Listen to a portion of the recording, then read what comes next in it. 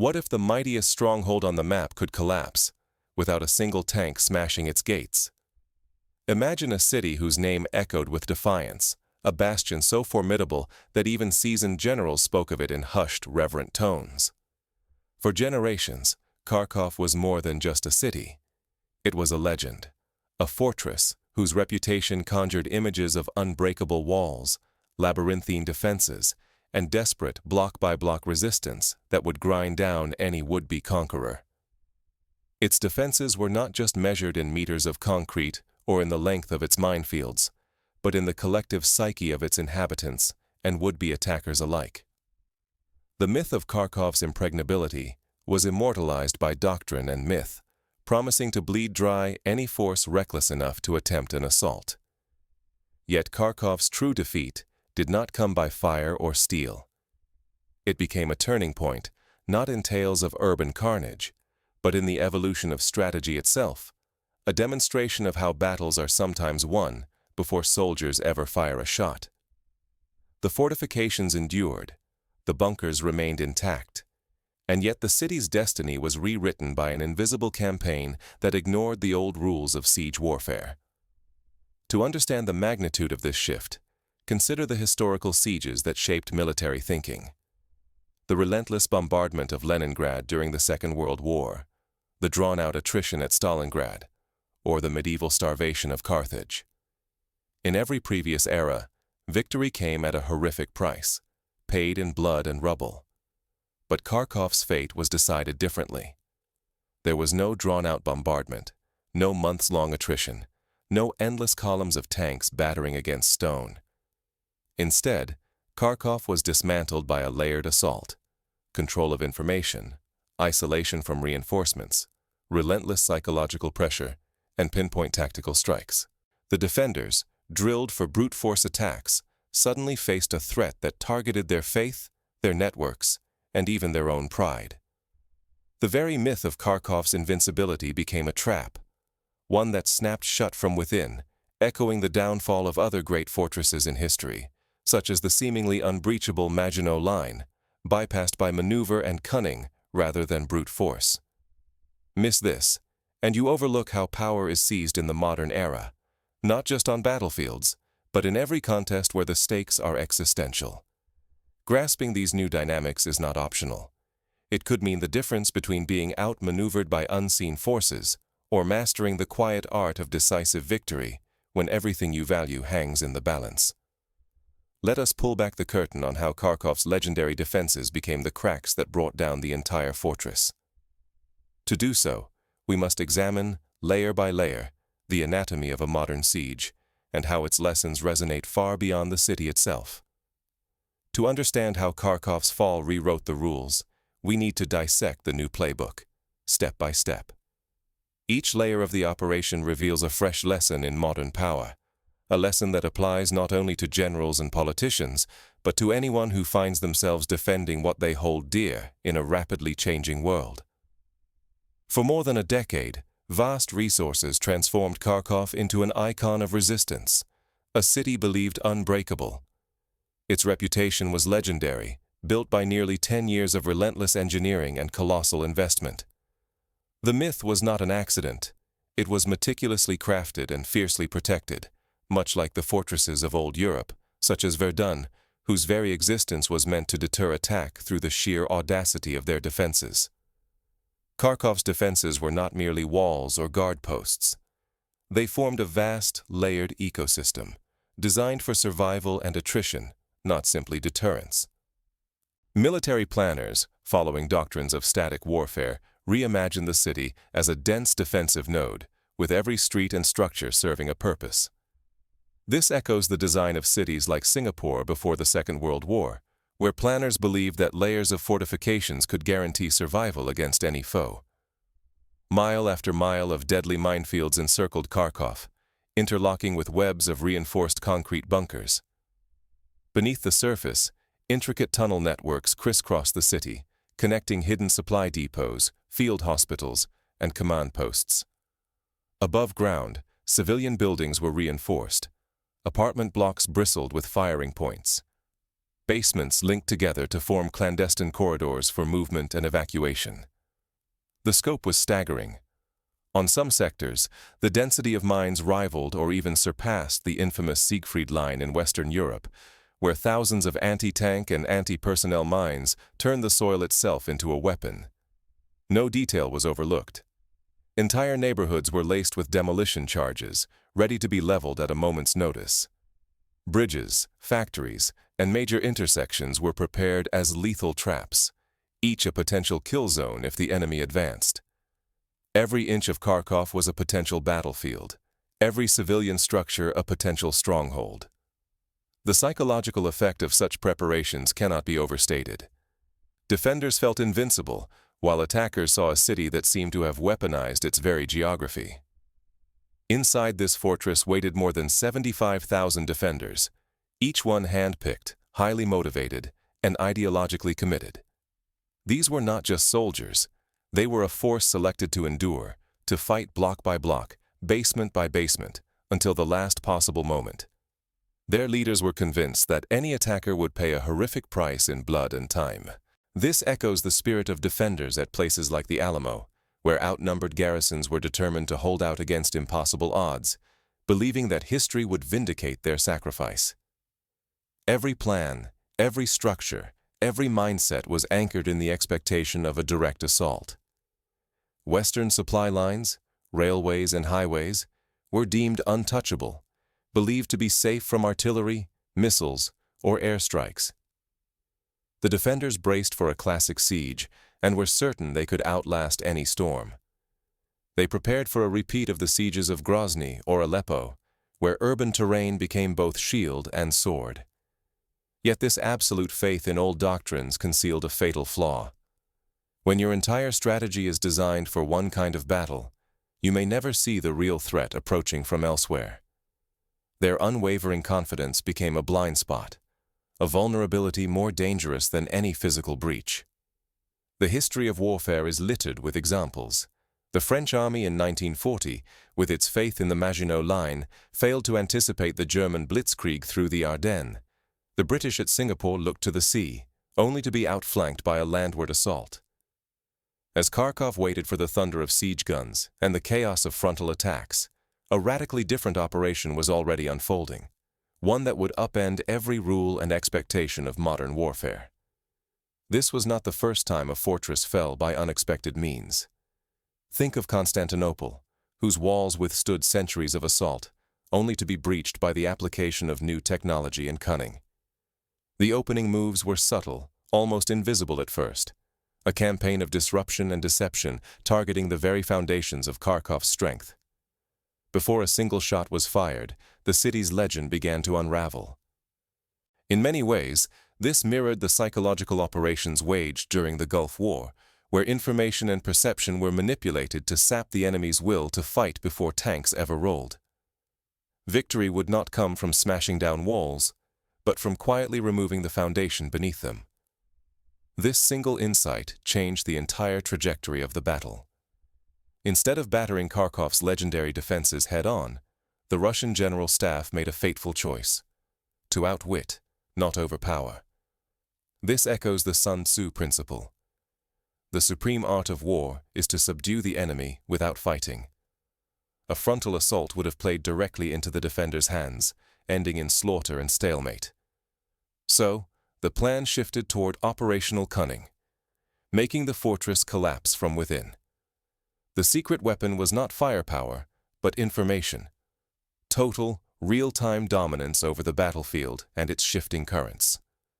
Satellites, drones, intercepted radio traffic, and old-fashioned human spies were woven into a seamless net. They built a living digital twin of Kharkov's defenses, charting every bunker, supply cache, and hidden tunnel. Analysts scoured this model, searching not only for the city's strongest points, but for subtle seams and overlooked cracks. This approach recalls the Allied efforts in World War II, when code breakers at Bletchley Park unraveled the German enigma, exposing weaknesses invisible to the naked eye. They discovered Kharkov's lifeblood: 2 main railways and a handful of highways threading in from the west. These arteries seemed secure, but in truth, They were exposed at key choke points, fragile links in the city's armor. Vulnerable flanks, thinly held crossroads, and overlooked supply routes emerged from the data, pressure points invisible to the naked eye. Just as Hannibal identified the soft underbelly of the Roman lines at Cannae, modern analysts mapped vulnerabilities that no bunker could shield. The new plan was not to storm the walls, but to strangle the city. Operational isolation would close a tightening ring, turning Kharkov into a modern-day cauldron. The first blows were silent and precise. Pinpoint strikes took out command nodes, communications hubs, and ammunition depots, blinding and paralyzing the defenders before they could react.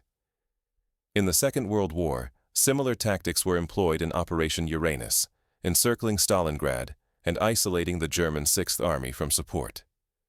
While chaos spread inside the city, armored spearheads skirted strongpoints, racing to sever rail lines and highways. Their goal was not to confront every enemy, but to encircle, to cut off escape, reinforcement, and hope.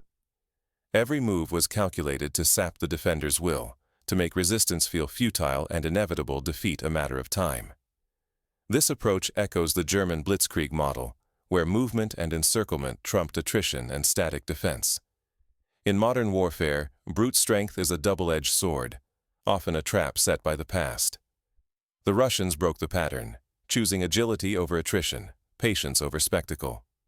By pulling the ground out from under their enemy, they set the stage for a siege unlike any Europe had seen in generations.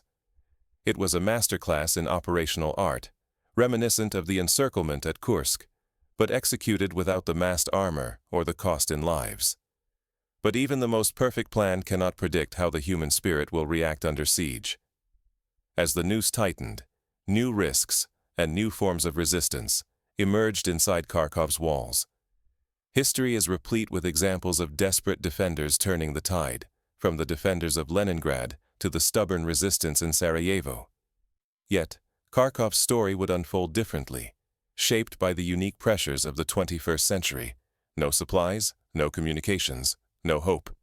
Inside Kharkov, these words shifted from fear to reality, as isolation turned the city's legendary defenses into suffocating traps. The psychological transition from anticipation to despair is a phenomenon observed in sieges throughout history, notably during the siege of Bastogne in the Battle of the Bulge, where hope flickered with every failed supply drop. The siege began not with thunderous barrages, but with surgical isolation. Russian air power executed pinpoint strikes, methodically destroying every bridge, railway, and highway that once linked Kharkov to the outside world. The garrison, once sustained by endless supply lines, suddenly found itself severed, starving for food, ammunition, and reinforcements. The logistics crisis that followed mirrored the fate of surrounded forces at Dien Bien Phu, where isolation spelled doom as surely as bullets and bombs. Russian jets and helicopters ruled the skies. Ukrainian air defenses, once the pride of the city, were neutralized in less than a week. Without protection, Russian aircraft delivered relentless close support, attacking at will. Ukrainian soldiers could only watch, powerless and exposed, as the sky turned hostile above them. The feeling of helplessness was reminiscent of the defenders of Warsaw in 1939, who looked skyward as their city was bombed into submission. Then came the electronic siege. Russian jamming systems swept over the region, crippling Ukrainian command. Radios fell silent. Phones became useless. Even civilian communications were strangled, plunging Kharkov into a digital blackout. Orders stopped. Units became islands, blind to the city around them, never sure whether allies or enemies waited beyond the next street. This digital isolation was unprecedented, a modern equivalent of the ancient tactic of cutting a city's messenger lines, but now with far more devastating results. Psychological warfare struck at the heart of the defense. Russian broadcasts and targeted messages flooded Kharkov with despair. Leaflets rained from the clouds, offering safe conduct to those who surrendered and sowing doubt among the ranks. The myth of Kharkov's invincibility began to crack, not from outside, but from within. This strategy has deep roots.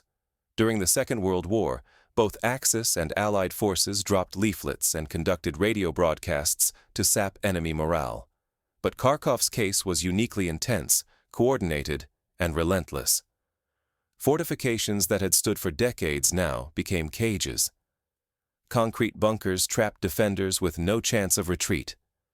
Tunnel networks, once lifelines, twisted into mazes of fear as food and medicine dwindled. The fortress transformed into a prison of hunger and dread. The transformation of hope to fear, of strength to weakness, is a recurring pattern in sieges, and Kharkov became its 21st-century exemplar. Instead of costly frontal assaults, Russian forces chose a strategy of attrition by 1,000 cuts. Sleek mobile teams slipped through weak points, infiltrating defensive nodes and sabotaging key positions. Every precise raid unraveled the defenders' cohesion, while the attackers avoided heavy casualties and the chaos of conventional urban combat. This was reminiscent of the Special Forces raids conducted during the Falklands War, where small units achieved outsized effects by targeting key vulnerabilities. The city was encircled not once, but twice. The first, tight ring compressed Kharkov's defenders, shrinking their world street by street. The second, outer ring remained flexible and mobile, designed to intercept and destroy any Ukrainian relief columns before they could reach the siege. This double encirclement mirrors the tactics employed at Stalingrad, ensuring that both the defenders and any would-be saviors found themselves trapped in the web. Desperate Ukrainian counterattacks hammered the Russian lines, again and again. Each assault was met with prepared, elastic defenses, absorbing blows, then striking back. Every failed sortie cost precious reserves, draining morale and convincing the trapped garrison that rescue would never come. The cycle of attack and counterattack became a grim dance, echoing the failed relief attempts at Leningrad, where hope ebbed with every unsuccessful sortie. Kharkov's greatest strengths became fatal flaws. The failure to adapt, to anticipate a new kind of war, meant the fortress's own pride turned into a snare. Once a symbol of resistance, the city became a prison, its defenders isolated, running out of time, waiting for the inevitable end. The lesson here is universal.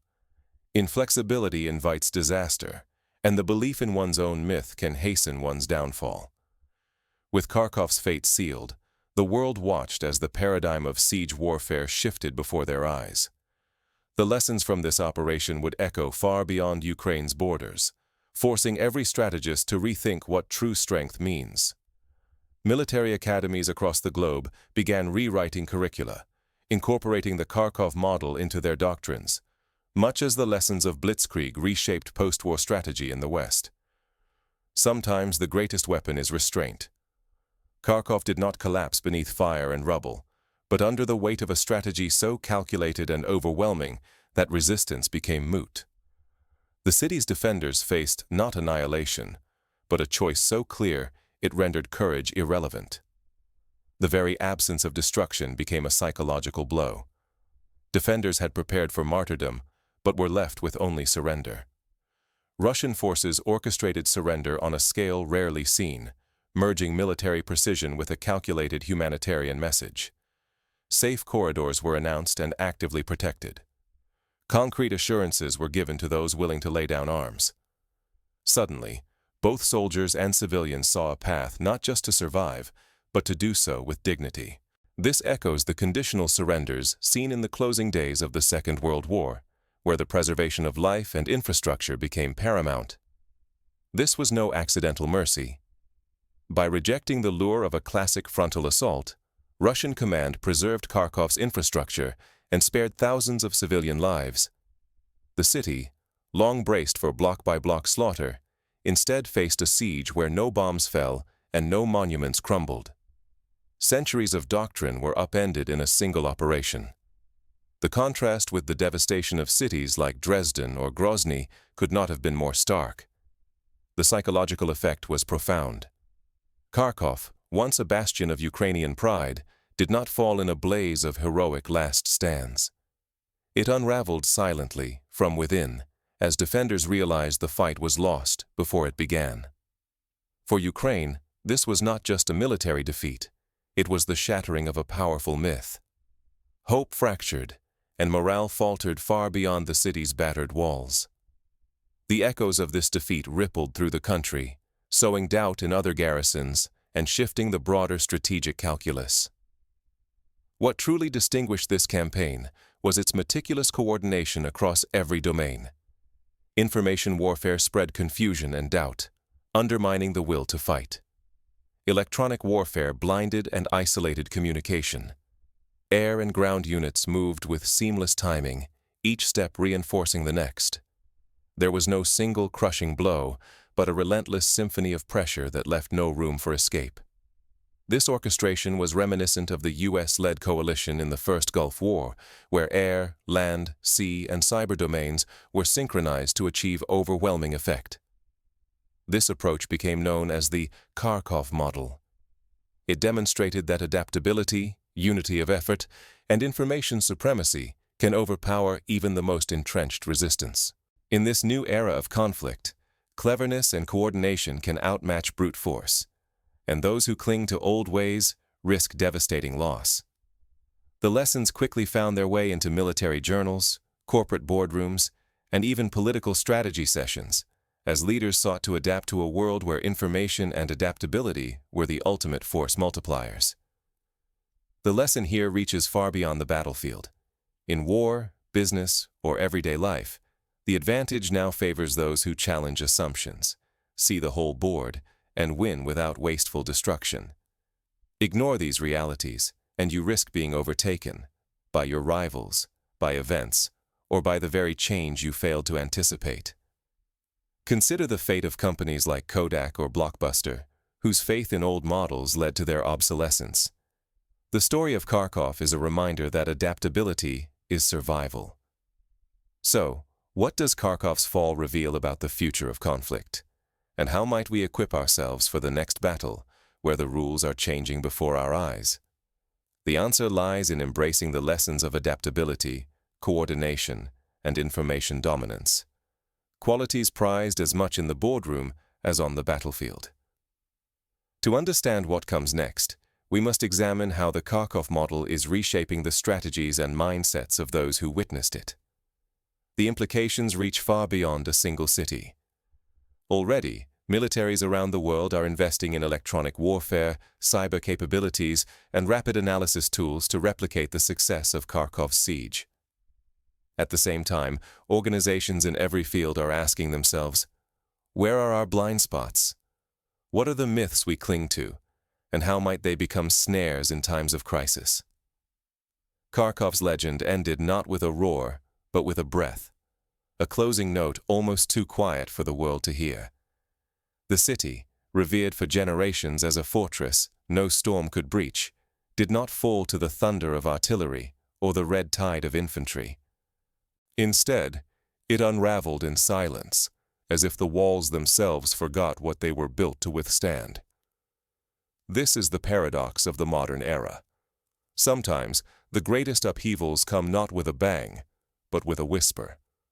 For more than 4 decades, Kharkov had been engineered for siege.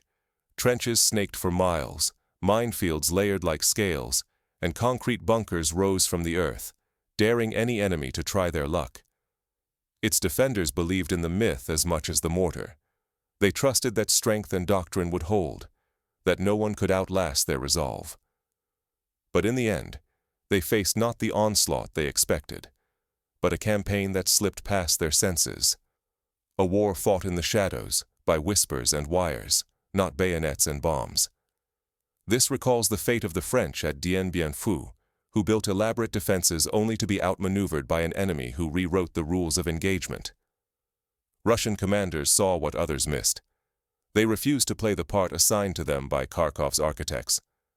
A direct assault would have fed the legend, costing lives for every inch. Instead, the Russians broke the script. Through mastery of information, relentless electronic interference, and the patient choking of supply lines, they transformed every defensive asset into a vulnerability. The city's strengths became anchors, dragging its garrison down into confusion and doubt. Each reinforced position was no longer a shield, but a silent snare. The same phenomenon can be seen in business, where dominant firms become enslaved by their own inertia, unable to adapt as nimble competitors rewrite the rules. Kharkov's defeat was not written in fire, but in the invisible ink of psychology. Isolated and enveloped by uncertainty, the defenders' will fractured, their unity dissolving under pressure they could not see or touch. The myth of Kharkov collapsed from within, undone by an enemy who fought with ideas and networks, not just steel and lead. In this new era of conflict, the most lethal weapon is not the bomb or the tank, but the mind guided by information. This is a lesson as old as war itself, but never as relevant as now, when the pace of change outstrips the ability of tradition to keep up. This is the lesson the ruins whisper. Victory no longer belongs only to those with bigger guns or bolder charges. Success favors those who can navigate complexity, who adapt faster than the situation changes, who look at the world and see not just obstacles, but systems of shifting weakness and chance. Those who cling to the old stories, whether in war or in life, risk blindness. They repeat mistakes, unable to recognize when the rules have changed. Resilience now is evolution in motion. Consider the fate of Nokia, once a titan of mobile phones, brought low not by lack of resources, but by failure to adapt to a world transformed by smartphones. Kharkov's quiet collapse demands more than a revision of military manuals. It challenges every model of triumph we cherish. The future will not be kind to those who wait for the obvious attack. It rewards those with the courage to question, to adapt, and to act before the world leaves them with no good options. Whether leading a company, defending a nation, or simply navigating daily life, the ability to anticipate change and move before the crisis is visible is now the ultimate competitive edge. The fate of Kharkov is a muted warning. The next turning point, on the battlefield or beyond, may be decided long before the first alarm sounds, shaped in the shadows where few are looking. To prepare, we must cultivate situational awareness, foster adaptability, and embrace the uncomfortable task of questioning our own myths. We must invest in tools and training that allow us to see beyond the obvious, to spot the subtle shifts that precede upheaval. Practical steps can be drawn from the Kharkov model for any field. First, conduct honest audits of your own vulnerabilities. What are the supply lines, the communication channels, or the cultural assumptions that you take for granted? Second, invest in information, whether through data analytics, open communication, or simply listening to dissenting voices. The ability to see the whole board is crucial. Third, train for flexibility. Build teams and structures that can pivot when the unexpected arrives. Finally, remember that the greatest strength may lie in knowing when not to fight, when to preserve rather than destroy, and when to win by outthinking rather than outlasting your adversary. Kharkov's story is not just a military case study. It is a parable for an age where the old certainties are dissolving, and the future belongs to those who can adapt before the world demands it. The next fortress to fall may not have walls or bunkers, but it will crumble all the same if its defenders are blinded by their own legend. In the end, the quiet fall of Kharkov reminds us, victory is not always loud, nor is defeat always obvious. The real contest is often decided in the shadows, before the world is even aware that the game has changed. The question is, will you be ready when it does?